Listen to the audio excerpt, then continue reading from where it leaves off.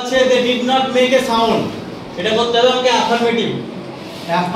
Affirmative মানে হচ্ছে একটা অ্যাফার্মেটিভ হয় একটা হয় নেগেটিভ।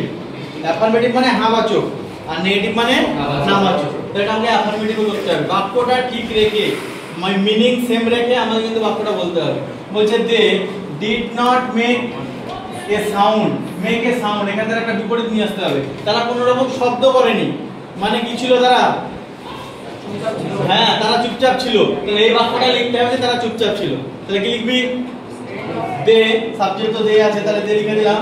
এবার ডিড আছে, সেহেতু ডিডের সঙ্গে কি বসে বল? ডিড থাকলে কি ভার্ব আছে? আগে অনেকবার বলেছি আমি, ভয়েসে কজ ওয়্যার। আর টু বা ডান্স থাকলে হ্যাভিজা। তাহলে এখানে ডিড আছে, তাহলে ওয়াজ না হয় ওয়্যার আসলে কোনটা নিয়ে আসবো? এর সঙ্গে ওয়্যার, দে ওয়্যার। এবার নট মেক এ সাউন্ড কোনো শব্দ করেনি মানে কি? সাইলেন্ট। ভেরি গুড, চুপচাপ ছিল। তাহলে দে ওয়্যার সাইলেন্ট। না, কিছু লেখা দরকার নাই, দে ওয়্যার সাইলেন্ট।